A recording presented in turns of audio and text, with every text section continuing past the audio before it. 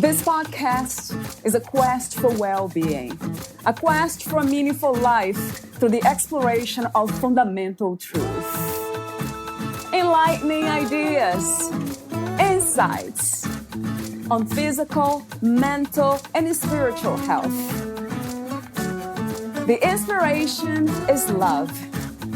The aspiration is to awaken new ways of thinking that can lead us to a new way of being well.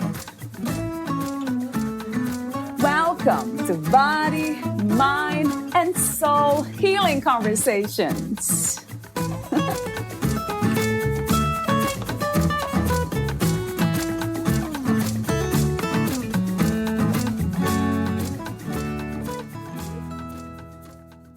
Dr. Andrea Vitz will uncover a version of you that you haven't met yet. The one who's the calm in the storm, the safest person in the room, level-headed, clear, and peaceful. You'll know how to handle situations in your life that once seemed impossible. Valeria Teles interviews Dr. Andrea Vitz, the author of The You You've Never Met: How to Stop Experiencing Pain and Chaos in All of Your Relationships by Sobering Up, Emotionally Speaking. Dr. Andrea Vitz is the founder and CEO of Levelheaded Doc, LLC, an educational platform committed to a global emotional sobriety movement, and the primary developer of EMSO Training. She is also the co-founder and one of the primary faculty at Lifted Academy, where the next movement in human evolution is taking place. She leads others to their own healing by attacking the cause of suffering and addiction, opening the door for reinvention, and being an example of the power to welcome drastic correction and control of their lives. Along with being an emotional sobriety educator, she's a mother, doctor of chiropractic, life and relationship coach, and strength and rehabilitation expert.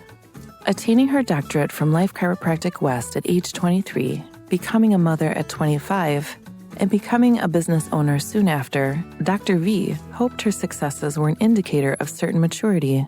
It wasn't until someone she trusted expressed their concern that who she was being didn't match her statement of what she intended, that she embarked on real change. Here, she began her work of self-investigation, self-reliance, and self-metamorphosis. Her efforts as an educator and coach have provided her with countless hours of experience from which to draw. As a result of her intense passion for emotional sobriety, she was given the name Levelheaded Doc, as it applies to both her personal intention and what she encourages in her students. Alongside her process of becoming emotionally sober, she experienced a major spinal injury. Refusing surgery with her dogged determination, she overcame all of her ails via her desire and practice of being real.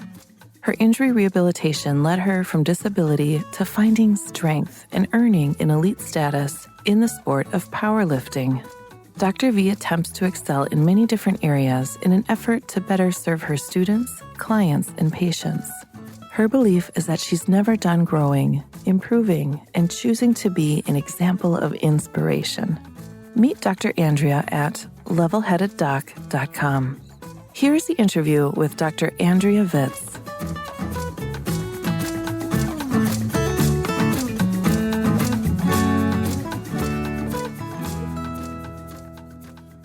In your own words, who is Andrea Vitz?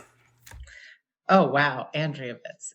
She is a mom and a guide to, I believe, mercy and self-understanding. That's at least what I challenge myself to be more and more of every day. And so in order to do that, there was a lot of my own personal journey and hard work that had to go into that, as to my dream of being a guide to mercy and a guide to getting to know the you you've never met. And so I really see myself as being like a mother to everyone, somebody where somebody's going to come up to me and feel nourished and feel supported, and also be guided and directed to take responsibility for themselves and teach them how to do that. So when I think about me, Andrea Vitz, I don't really think about the self, right? It's I feel like more of a purposeful mission.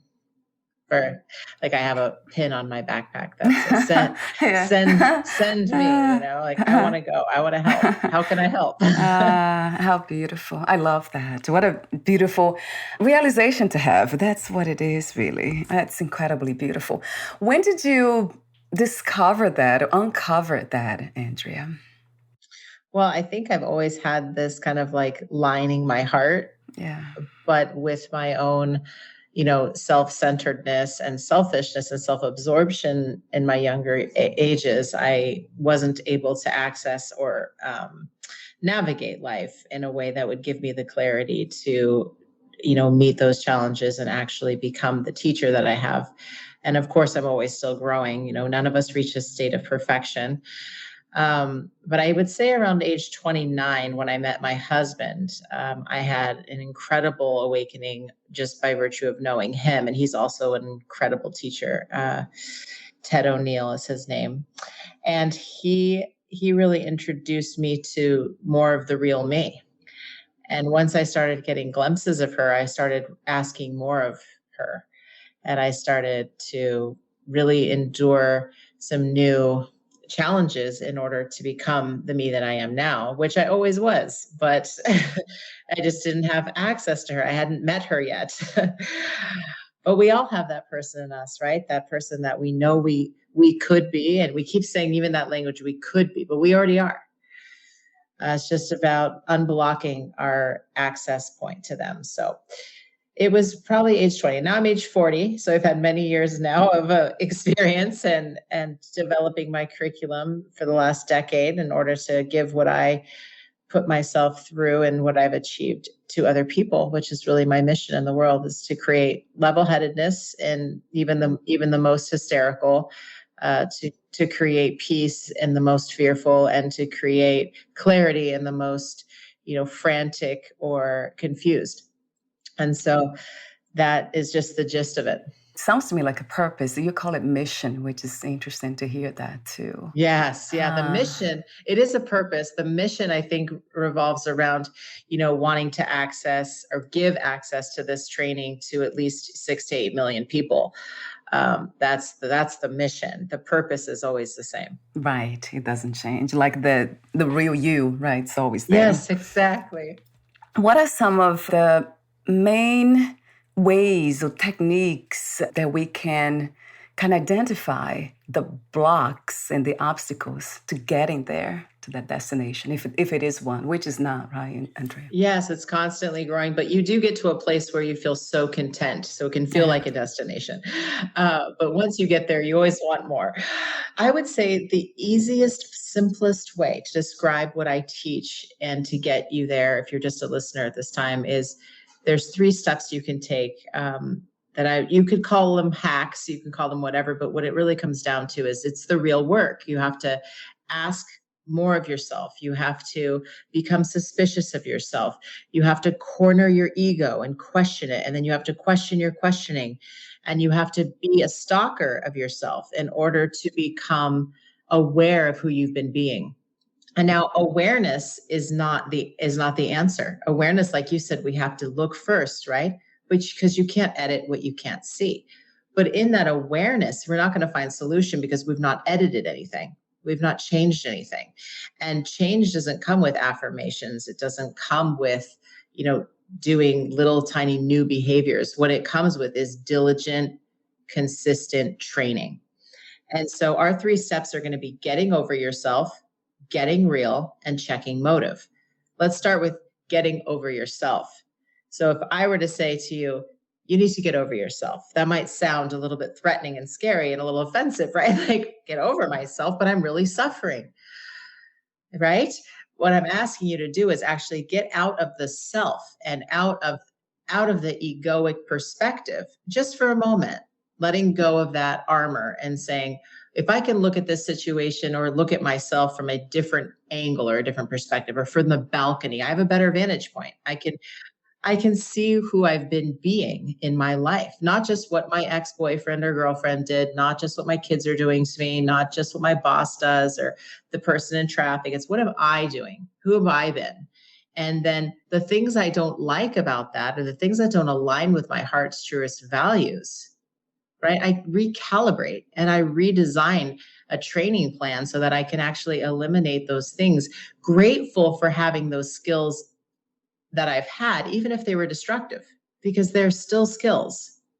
So just changing that and adding a skill that kind of pushes that one aside, because we don't need that anymore. That doesn't do anything for us. So getting over yourself is first stepping out of the self-centeredness or the self-absorption that we talked about in the beginning, but also looking at it from a different vantage point. Now we have access to seeing what we're believing about ourselves. So every single one of us has trauma as a child. And in that traumatic event or events, we're left with an imprint, with a belief about ourselves. I'm not good enough. I'm not safe. I'm going to be betrayed. I'm going to be tricked. I can't trust.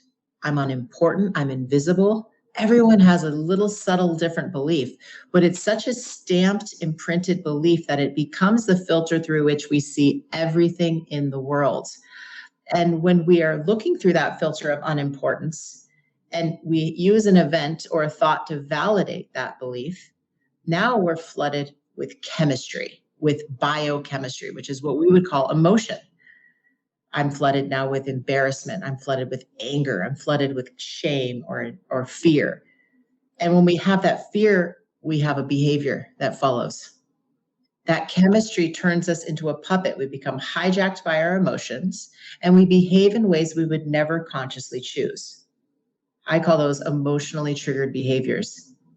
The behaviors that are triggered by our emotion. Every one of us can relate to that. Raise your hand if you've experienced a behavior that you can't believe you actually engaged in, and then you engage in it nearly an hour later.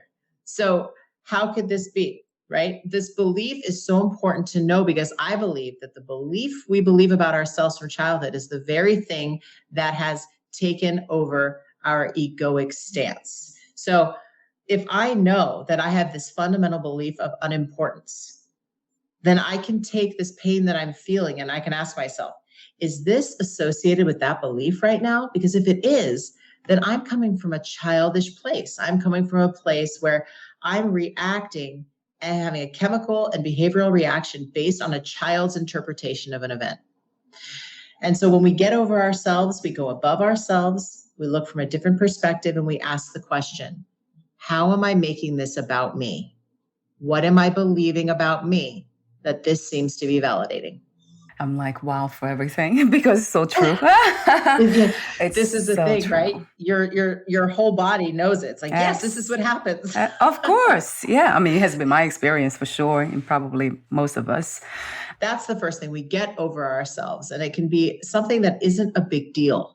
It could be a very easy process, and we start to look forward to it. The next time we feel this rush of pain or adrenaline, we can say, oh, this is my opportunity to train and start utilizing these practice reps. That's what we call them in training. We always use reps in order to change. So I'm getting over myself. The second step is going to be getting real. How do you get real? I use the acronym revealing everything accurately in life. That's real. It's the main word there is accurate. It's not, when we tune into what's real, we're not coming from a place of, this is what my mom would want it to be. This is what I'm supposed to feel. This is what I'm supposed to think.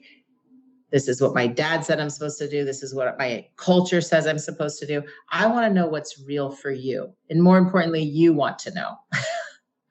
So when we get real, we're looking at, okay, stop. What am I really feeling? What am I really thinking? What am I really doing? Am I feeling fear, or am I feeling embarrassment? Am I feeling guilt, or am I feeling anger? And finding the real feeling. And that's a nuanced skill that I teach in my coaching. How to find the real feeling, because most of the feelings that you think you're feeling aren't exactly correct. They're the thing that you think you feel based on maybe obligation, or you're supposed to feel this way, or you're embarrassed to say what you really are, even to yourself. So accessing what's real is very important. And not only that, there's what lies and secrets are we carrying? When getting rid of those things frees up so many blocks to our inherent wholeness. that access of your connection to everything and all, that's what I'm really teaching here, is that ability to letting go of the beliefs, letting go of the pain, and changing your biochemistry so that you can recognize what's really there. And then our third step is going to be checking motive. Checking motive is a very similar connotation as stalking yourself, right? If I'm going to pick up the phone and call you, Valeria, I'm going to say, what am I hoping to accomplish with this conversation? And I'm going to ask myself, like, what's my motive? Am I trying to get attention from her? Am I trying to get something out of this? Am I trying to punish her? Am I tricking her? Am I going to be honest what am I actually doing? What am I hoping to accomplish? Right. And when you access what your real motive is for every behavior, when we teach emotional sobriety, which is what I teach, is EMSO training, or emotional sobriety training, we're not teaching just drug addiction, alcoholism. That's not in sobriety. It's not just the absence of drugs and alcohol. Emotional sobriety is for everyone who struggles with emotional hijacking. Right. And that's everyone. So true. I mean, we are all the same. I can't say that enough. We are all the same, and you are not alone in your suffering and in your hysteria and in your circle of addiction, in whatever addiction it is. So with emotional sobriety, we are really introduced to a space where we get to practice being level-headed and peaceful and clear. And coming from that place, we live much different lives. It really sounds to me, I absolutely love this exploration. It sounds very adventurous to me as well. When I think about exploring the inner world and analyzing, asking questions. It's playful, isn't it? Curiosity. It's very playful. See, I love that. And that's something that I think we might lose people in that when they get overwhelmed. They've been sitting in this dark room their whole life, and maybe something that happened to them just turned their light switch off, and all they have to do is take responsibility and flip on the switch. So that's really what we're teaching, is self-responsibility and maturity, and taking, my husband and I are talking a lot about putting the bridle in your own mouth, directing yourself. That's self-discipline, and making your life your own in that way by knowing and controlling the self. And I don't mean control by shoving your emotions down or forcing a behavior to change. I mean control as in taking deliberate and dedicated action toward maintaining your emotional and mental health. When it comes to emotions, especially the ones that you speak of that they initiated with trauma from childhood, has been my case.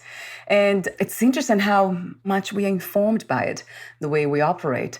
I wonder if they ever go away, Andrea, because I still feel them. Sometimes I still get hijacked, not as often, and it doesn't last too long because I become aware real fast, but it still happens. And I'm surprised, actually. I do so much work and it's still here. Yeah. Yes. Yeah. So this is what the training offers, is someone exactly like you is perfect for this training, because you've done so much work, but you're like, there's still a little gap in my game. Like there's places I still get stuck. And I thank you so much for being so humble and vulnerable and sharing that, because somebody like you, most people think like, oh, she's perfect. Oh no. Yeah. She's got it all together, but no one is. No one's perfect. And what I'm calling us to do is not to be perfect, but just seeking betterment in ourselves, seeking more peace and more mercy, more humility, more vulnerability. And so, it's surprising, right? When they still come back. And the reason, here's the thing, our natural fight or flight state is essential, right? If there's a jaguar coming up behind you, you want to have a fight or flight reaction. If somebody pulls a knife on you, you want to have, a fight or flight reaction. But if you're having a conversation, you don't. So the reason they come back is because of what we would call biochemical addiction. And that is when your body has made these emotions so many times, these emotions that are chemicals in your body, that it just makes it without you even asking it to. It makes it when you're asleep, you wake up with anxiety and you wonder, how could this be? You have a conversation with your partner and you're flooded with embarrassment. You're flooded with fear or resentment. And it's just, if you look close enough, and this is what the training will offer too, is the opportunity to see that these feelings are very much identical to the feelings you've always felt. They're not new. You're not having a new experience. You're in a new situation. You're not having a new feeling, you're having a new circumstance. But the cycle that gets you there is the addiction. It's your beliefs about yourself and the way that you view yourself and think everyone else is viewing you allows that feeling or that belief to be validated as often as you want throughout the day. And the ego is in place to keep everything the same. So if I have a conversation with you and I believe I'm unimportant and you say anything to me, I can make it about my unimportance. And I could do it so fast because I'm so skilled at it. I don't even have to think about it. But suddenly I just feel gross and then I resent you for it instead of looking at myself and saying, oh, I see. When she said that, I made that about my unimportance. And that's not real. And it was my drug dealer. That's all it was. That conversation with you just gave me the opportunity to feel the feeling of resentment again and the feeling of embarrassment. And I'm addicted to resentment and embarrassment in this example. So where else in my life am I feeling the exact same thing because I believe the exact same thing, but I'm blaming it on another situation? You know, I'm embarrassed and I'm resentful. I'm embarrassed and resentful here. I'm embarrassed and resentful there. I'm embarrassed and resentful there. And I have these behaviors that follow me through each one. Maybe when I get home, I can't wait to drink a whole bottle of wine. It's because I'm seeking to change my chemistry by using an exogenous chemical. That resonates so true. I wonder, can we be triggered too, Andrea, in those cases? Because we do have those addictions, those imprints. Is there such a thing? I kind of wonder if everything's happened within us or we're being actually really triggered by it. Anytime you're triggered, it's only happening within you. That doesn't mean the other person doesn't have a responsibility or a part because they have their own emotional insobriety. If you're being triggered by someone else because of their behavior, they're in an emotionally triggered behavior too. So they're behaving in a way that they wouldn't consciously choose. It's abusive. Just like when we behave in ways that we wouldn't consciously choose, we're being abusive. And now I love what you said. Can we be triggered? Yes, because an ETB or an emotionally triggered behavior is just that. When we are triggered emotionally, we behave in ways we would never choose. So I love what you said because you could be this beacon of peace. But the second you're triggered, you become 3 years old. Yeah. Oh, hopefully I don't go there. Yeah, right? not that young, but yeah. But that's true. Or wherever you go. Some people are defensive. Some people are childish. Some people are judgmental. Some people are secondarily addicted to drugs and alcohol or sex or gambling. Some people are argumentative. Some people are dishonest. It totally depends on you. And, you know, for me, I was like all of those things. I was defensive, childish, judgmental, dishonest, you name it. I happen to have come from a place of just total chaos and confusion.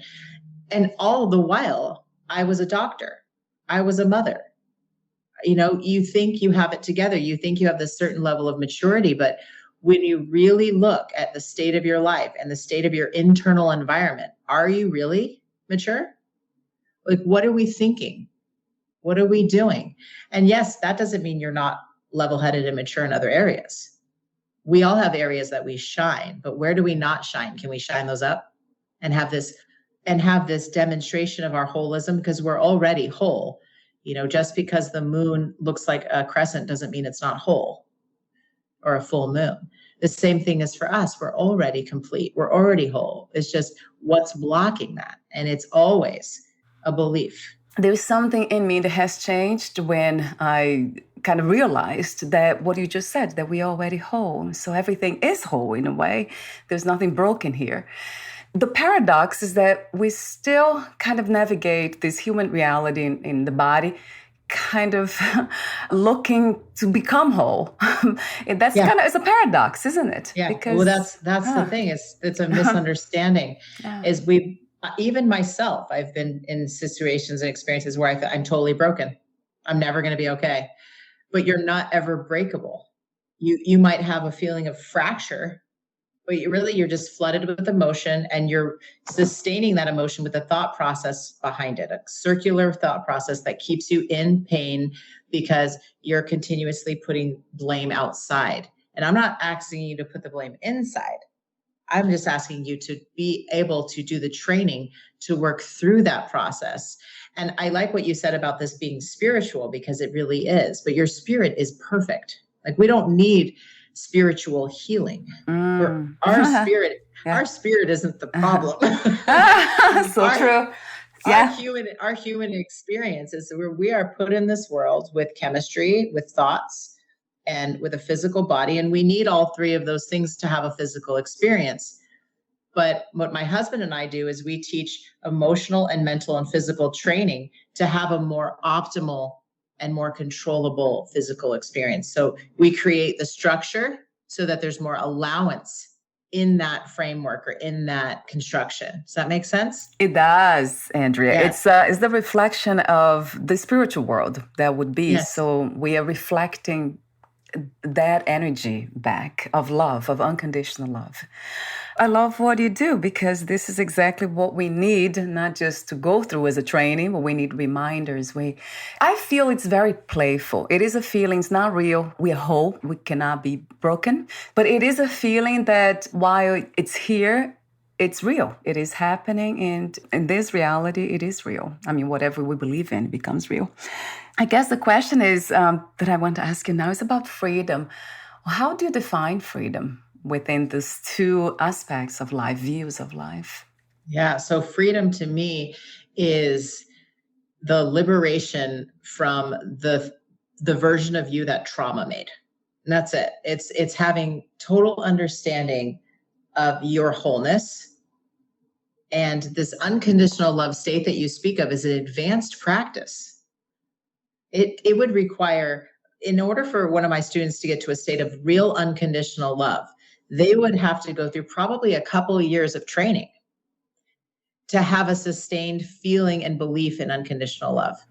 Yeah, it's still a feeling, right? Yeah, it's definitely an advanced practice, but that doesn't mean we can't get there. If you have desire to obtain and sustain a state of emotional clarity and peaceful behaviors and content and happy emotions, and these feelings of what we're, I believe, meant to feel, to have a optimal human experience where we're not hijacked, because we don't get hijacked by bliss. Like, we don't get hijacked by joy. We get hijacked by fear, and we get hijacked by embarrassment and offendability. That's it. So freedom is you're releasing your attachments to the past. What happened to you in the past, and all the people that you think did it to you, and turning that, and this is again advancing in our practices, but turning that resentment into mercy. I that's what I teach best. And then turning that mercy, just naturally, actually, the mercy turns to forgiveness. And then that forgiveness allows what's already there to be seen. The unconditional love, we already have it. It's just removing the blocks to open up that channel. And it's like, oh, there you are. Right. Isn't it interesting? It's always here, right, Andrea? It's never hidden anyway, the truth. Never, but it's just seeing it that takes work in this human experience. And with that in mind, what is your vision for a new reality? Do you believe that we as human beings are walking that path to get to this amazing experience of freedom and peace? Yeah, I think this isn't a new concept. I think for centuries, humanity has struggled with the exact same problems. And there have been master teachers that have come through and attempted to, quote, change the world. But what really we have to understand is it's a personal challenge. It's not, I'm not going to change the world. I'm going to change one person help change one person at a time by virtue of saying, I'm going to walk you over to this light switch that your parents turned off, or that this person turned off in you. And all you have to do is turn it on. Ready? And getting somebody to that place where they're not afraid to turn it on because they're so used to the darkness, or that they believe they're not strong enough to turn it on. That's my job as a coach, is to teach you not only that there's a light switch and that there's an illusion that you can't turn it on, but getting you strong enough to turn it on, and then how to navigate the light. So I believe that a global reformation, and emotionally speaking, can happen overnight if Just I fix me. Yes. It starts with us, right? And then you fix you. And if 6 million people did this overnight, what would happen on Thursday morning? Right? Or Friday morning? Like we'd wake up and we would live in a different population. So true. So it starts with us. I have heard that before. Somebody said that beautifully, wrote, I'm not sure, all healing is self-healing. Yes. We need to be open, right, Andrea? Become more curious about our own selves and the way we behave and what's not serving the heart. I always go back to that, the idea that the heart it's only here to love. It's the only thing it knows is to love. So it's going back to it. Yes, recalibrate your heart values. Figure out what you truly want to be or who you desire to be. And that's truly who you are. You just have to continuously train to allow that to be more becoming, letting that come through more and more, and by removing your egoic belief that everything's happening to you. That's the hardest training rep, by the way, is letting go of that ego that wants to blame other people, that wants to suffer, that wants to punish, that doesn't want to take responsibility. I'm not asking you to take blame. I'm asking you to take responsibility. Turn on the light switch. Yeah. What a beautiful message and powerful message. Thank you so much for being You're open so to welcome. life. Yeah, it's beautiful. Thank you. I look forward to knowing you for many years. Oh my God, Andrea. Yes, I would love that too. I mean, this is the work that for some reason, it's playful to me. I said that before, and it is. It's the exploration of the way back home in a way. It has been painful, but now it has become playful. It kind of changed. Yeah. When you can be in the middle of pain and recognize it as a biochemical and then bring levity and bliss to that work, you're going to get better a lot faster. So you got the right idea. I do have a few more questions for you, the ending questions. But before that, would you like to add anything else that we didn't cover today, that we didn't speak about? Oh, gosh. There's so many things. So one thing is that I just want everyone to know that I'm here for you. So if you ever need me, you can email me at drandrea@levelheadeddoc.com. And that's all one word, Levelheaded Doc. And it's DRANDREA, levelheadeddoc.com. I always respond to my emails and I love hearing from you. So even if you don't hear from me right away, just know that you will. And my last question, I think I'll ask you this one. What do you love most about being in a human body? Oh, that's a great question. I love that I can go anywhere. I love that I can see with my eyes, that I can hear with my ears, and that I can taste and that I can touch and have this physical experience, and at the same time have an expandability. Like I can make my physical body anything. I'm a power lifter. I've lifted heavy for a while, and being in a strong body is a lot. I associate a lot with like an emotional sobriety as well. The moment you recognize you're in a strong body, it just feels so great. And the same with emotional sobriety. It feels like I can handle anything. Yeah. That sounds amazing to me. And I agree. It's a miracle, isn't it, to be in the human body, to be here now talking to you. I mean, this is incredible. Yes, it is. It's a surreal, wonderful experience. Yeah, I agree. Thank you so much again for your presence, for the work you do, the wisdom that you share, and everything else in between that could be felt. Thank you so much, Andrea. You're so welcome. Thank you for having me. Bye for now. We'll talk soon. Bye-bye. Bye.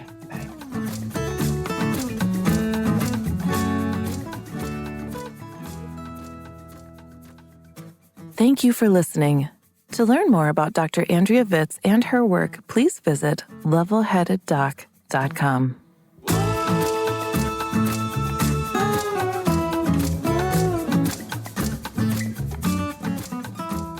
To learn more about this podcast, please visit fitforjoy.org/podcast. Thank you again for listening, and bye for now.